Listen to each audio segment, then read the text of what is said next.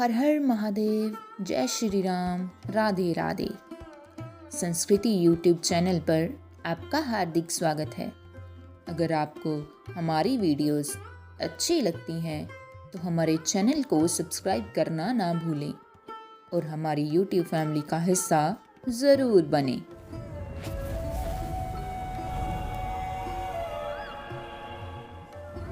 दोस्तों, आज हम श्रवण करेंगे कार्तिक मास महात्म्य कथा का 14वां अध्याय। तब उसको इस प्रकार धर्म पूर्वक राज्य करते हुए देख देवता क्षुब्ध हो गए। उन्होंने देवादिदेव भगवान शंकर जी का मन में स्मरण करना आरंभ किया। तब भक्तों की कामना पूर्ण करने वाले भगवान शंकर जी ने नारद जी को बुलाकर देव कार्य की इच्छा से उनको वहां भेजा। शंभु भक्त नारद जी भगवान शिव की आज्ञा से देवपुरी में गए।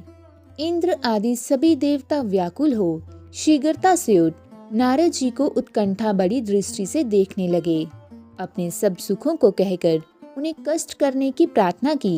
तब नारद जी ने कहा, मैं सब कुछ जानता हूँ, इसलिए अब मैं दैत्यराज जलंधर के पास जा रहा हूँ। ऐसा कह नारद जी देवताओं को आश्वासित कर जालंधर की सभा में गए। जालंधर ने नारद जी के चरणों की पूजा कर हंसते हुए कहा, हे ब्राह्मण, कहिए अब कहाँ से आ रहे हैं, यहाँ कैसे आए हैं? मेरे योग्य जो सेवा हो उसकी आज्ञा कीजिए। नारद जी प्रसन्न होकर बोले, हे महाबुद्धिमान जालंधर, तुम धन्य हो।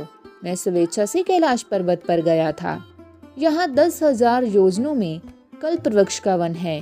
वहाँ मैंने सैकड़ों कामधेनुओं को विचरते हुए देखा तथा ये भी देखा कि वे चिंतामणि से प्रकाशित परम दिव्य अद्भुत और सब कुछ सुवर्णमय है। मैंने वहाँ माँ पार्वती के साथ भगवान शंकर जी को भी देखा, जो सर्वांग सुंदर, गौरवर्ण, त्रिनेत्र और मस्तक पर चंद्रमा धारण किए हुए हैं।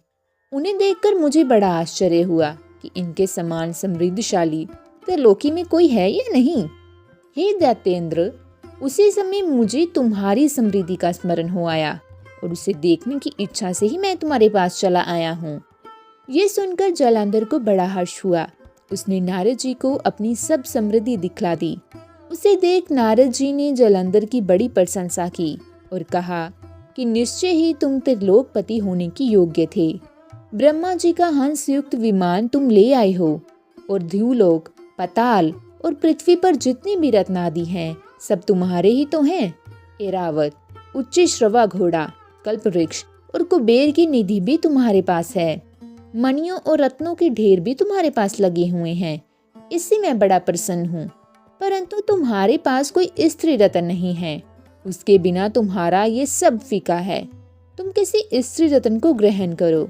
नारद जी के ऐसे वचन सुनकर दैत्यराज काम से व्याकुल हो उठा। उसने नारद जी को प्रणाम कर पूछा कि ऐसी स्त्री कहाँ मिलेगी जो सब रत्नों में श्रेष्ठ हो। नारद जी ने कहा, ऐसा रत्न तो कैलाश पर्वत में भगवान शंकर के पास है। उनकी सर्वांग सुंदरी पत्नी देवी पार्वती बहुत ही मनोहर हैं। उनके समान सुंदरी में किसी को नहीं देखता। उनके उस रत्न की उपमा तीनों लोकों में कहीं नहीं है। देवऋषि उस दैत्य से ऐसा कहकर देव कार्य करने की इच्छा से आकाश मार्ग से चले गए। तो दोस्तों, आज का हमारा कार्तिक मास महात्म्य कथा का 14वां अध्याय यहीं समाप्त होता है। मिलते हैं अगली वीडियो में, तब तक के लिए धन्यवाद।